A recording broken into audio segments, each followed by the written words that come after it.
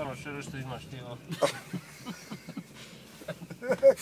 Kako, četvrtka što jedi? Ne četvrka, a ti ima sa slovo te? Ima. Negdje po azbuka se ga nađeš. Ne, dobro, lijepo stvarno. U iPhone nema sa slovo, ne zezaj i ti da i kod liče. Nema, ali evo vidiš kako što preću. Njegov ima. Ima njegov. Apko ima, dečice. Šero, desi, evo na Flumserbedu. Ajde, kaži nešto ovdje. Ajde, intervju. Ne, čekaj, pa ti Čekaj malo. Pošto je najozbiljan Šica, neka dade intervju. Ape, ajde. Ape, davaj intervju. Ne, ti Kaži, ajde malo kaži kao stari skijaš. Šica je Kao stari skijaš, malo možda kažeš neko reći nešto skijanje. Evo, dobro, sad počinjemo. Sad počinjemo, Šica počinje, ajde. Evo ovako, nalazimo se na Flumserberg. Na koja visina, ako može se zne? Visina je negdje oko 1936 metara, ako se ne varam. Bravo, tačno. Snijeg je... Kilometara, ne metara. Metara, izvinjam, nemojte me sprečavati, molim vas dajem intervju ovamo pa da se ne bi zbunili snijeg je, stvarno snijeg je prelijepo skijati se na ovakvom snijegu. Pufeš nešto kažu, ja ne znam kako se... Na bosanskom kaže. A može da prevedeš? Brašnost.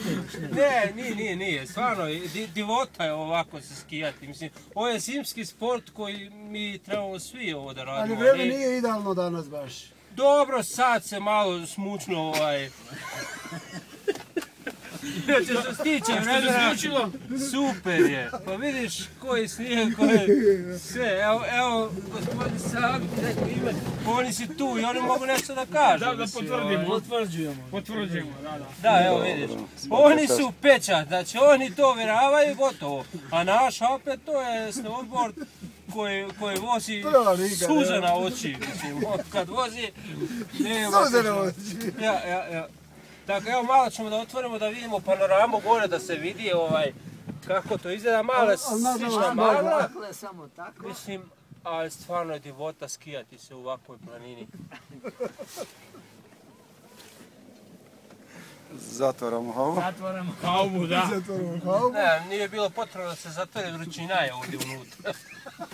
Grijanje nešto ugrijalo. Puls otišao 180. Između 160 i 180. A ovako približavamo se kraju, sad moramo izaći odavde.